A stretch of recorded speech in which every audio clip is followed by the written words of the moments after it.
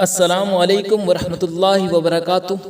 एक मरतबा फिर से आपका इस्तकबाल है आपके अपने ही यूट्यूब चैनल AI ऑनलाइन पर। आज मैं फिर से हाजिर हूँ आप लोगों के लिए बहुत ही अहम वीडियो के साथ। आज की ये जो वीडियो है ये इस सेशन का पार्ट 24 है। इससे पहले मैं आपको पार्ट 1 से लेकर पार्ट 23 तक की वीडियो में VVI ऑब्जेक्टिव क्वेश्चन बता चुका हूँ। उम्मीद है आप वो सारे वीडियोस देख चुके होंगे। अगर अभी तक आपने नहीं देखा है तो लिंक जो है वो डिस्क्रिप्शन में मौजूद है, आप वहां से जाकर ज़रूर देखें।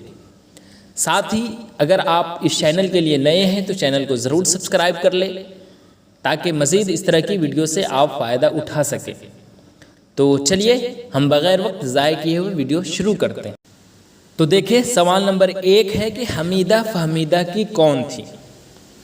इसका जवाब बताने से पहले आपको 3 क्वेश्चन बता रहा हूँ। एक ये कि आपसे इस तरह से पूछा जा सकता है कि हमीदा नसूकी कौन थी, या फिर एक और पूछा जा सकता है कि फ़हमीदा नसूकी कौन थी, या फिर अभी जो पूछा गया है वो है हमीदा फ़हमीदा की कौन थी। तो आप जवाब लिखें। अगर आपसे पूछे हमीदा नसूह की कौन थी तो वो हमीदा जो है वो नसूह की बेटी थी। उसी तरह आपसे अगर पूछे फ़हमीदा नसूह की कौन थी तो फ़हमीदा जो है वो नसूह की बीवी थी। अब यहाँ पर पूछा जा रहा है कि हमीदा जो है वो फ़हमीदा की कौन थी। तो देखिए फ़हमीदा जो है वो नसूह की कौन है, बीवी है, और नसूह की बेटी कौन है, हमीदा। तो फिर हमीदा फ़हमीदा की कौन होगी भाई, आप खुद ब खुद सोचे। तो हमीदा जो है वो नसूह की कौन है, वो है बेटी। आसान सवाल है और इसका जवाब भी आप समझ गए होंगे। तो आपसे पूछे कि हमीदा फ़हमीदा की कौन थी तो आप बता देंगे कि हमीदा जो है वो फ़हमीदा की कौन थी, वो बेटी थी। उसी तरह अगर आपसे पूछे कि हमीदा जो है वो नसूह की कौन थी तो नसूह की हमीदा बेटी थी, और फ़हमीदा जो है वो नसूह की कौन थी तो कौन थी, बीवी थी। चलिए आगे देखिए। सोमेश्वर तुरादुई का कौन था, भाई, देवर, शौहर या फिर बाप। तो ये जो है रोशनी हिस्सा 2 से लिया गया है क्वेश्चन। तो सही जवाब इसका क्या हो जाएगा, भाई था। आगे देखिए, आगे है कि चकबस्त किस पेशे से मुंसलिक था, वकालत, तिजारत, तबाबत या फिर सहाफत। तो चकबस्त जो है वो इसका पेशा किस पेशा से मुंसलिक था, तो वो वकालत से। आगे देखिए, आर्यभट्ट का ताल्लुक किस अहद से था, गुप्त अहद, मुगलिया अहद, मौर्य अहद या फिर ब्रिटिश अहद। तो आर्यभट्ट का ताल्लुक जो है वो गुप्त अहद से था, इसलिए इसका सही जवाब क्या है, ऑप्शन अलिफ। आगे देखिए सवाल नंबर 5। इरफान सिद्दीकी ने मैट्रिक का इम्तिहान कब पास किया। जी हाँ, तो देखिए मैट्रिक जो है ये अगर पूछा जा रहा है तो 1953 में इन्होंने पास किया था, और इंटर जो है वो 1955 में। तो आपसे मैट्रिक पूछा जा रहा है तो 1953। इरफान सिद्दीकी ने मास कम्युनिकेशन में डिप्लोमा कहाँ से हासिल किया, ये पूछा जा रहा है आपसे। तो ये जो है वो दिल्ली से ही इरफान सिद्दीकी जो है वो मास कम्युनिकेशन का में डिप्लोमा जो है वो हासिल किया था। आगे है मसहफ़ी का पूरा नाम क्या है, तो आपको मालूम होगा गुलाम हमदानी मसहफ़ी। ये छोटी है से जो लिखा गया है ये है। देख रहे हैं ऑप्शन में कैसा कैसा ऑप्शन है, गुलाम रब्बानी मसहफ़ी, उसी तरह गुलाम बरी हासे हमदानी मसहफ़ी। तो ये असल में क्वेश्चन आपसे पूछा जा रहा है, यहाँ पर इमला भी आपका चेक किया जा रहा है। रुकैया भाभी के शौहर बार बार जेल क्यों जाते थे, चोरी की वजह से, सियासत की वजह से या फिर रिश्वतखोरी की वजह से या फिर डकैती की वजह से। तो आपको तो मालूम ही होगा कि रुकैया भाभी के शौहर को सियासत में बड़ी शौक़ था, तो सियासत की वजह से ही वो क्या होता था कि वो जेल जाया करते थे। धान के खेतों और गाय भैंस के गोबर से कौन सी गैस बनती है। जी हाँ, कौन सी गैस बनती है, तो धान के खेतों और गाय भैंस के गोबर से जो है वो मीथेन गैस बनती है।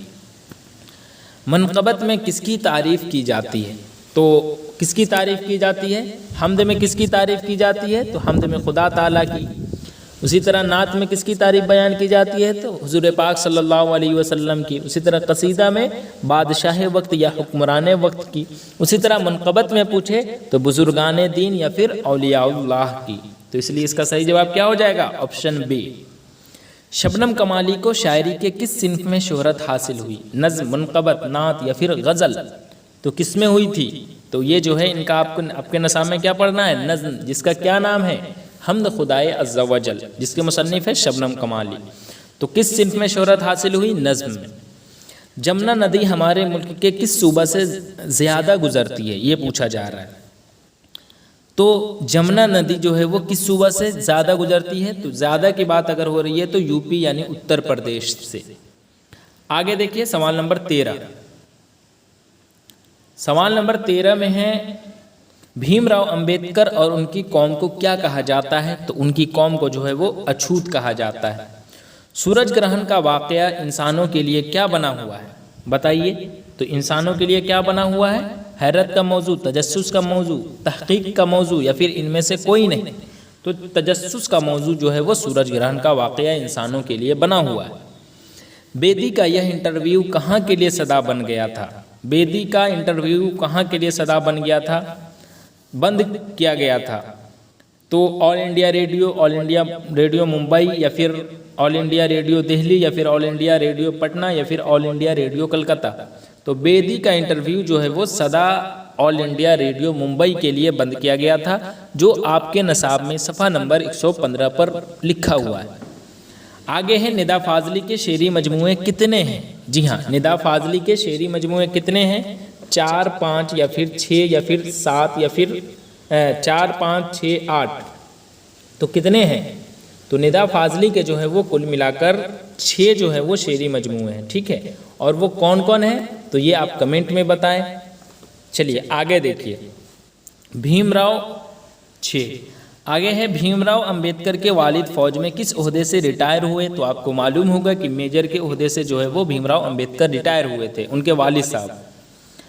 आगे देखिए सवाल नंबर 18 में है दोहा की ज़बान कैसी होती है? तो कैसी होती है? आसान होती है यानी सहल होती है। साहबे अक़ल व फ़हम को किसकी ज़ात पर नाज है? तो खुदा की ज़ात पर, ऑब्वियस सी बात है। बालोक ज्ञान कांग्रेस 2008 में भारत के किस शहर में मुनक़द हुआ? तो दीमापुर में हुआ था। ठीक है, तो इस तरह से आज की इस वीडियो में मैं आपको 20 VVI ऑब्जेक्टिव क्वेश्चन बताया हूं, जो आपके एग्ज़ाम के लिए काफ़ी अहम है। वीडियो कैसी लगी आप कमेंट में ज़रूर बताएं। फिर मैं एक अहम वीडियो के साथ हाजिर रहूँगा। तब तक के लिए अल्लाह हाफिज़।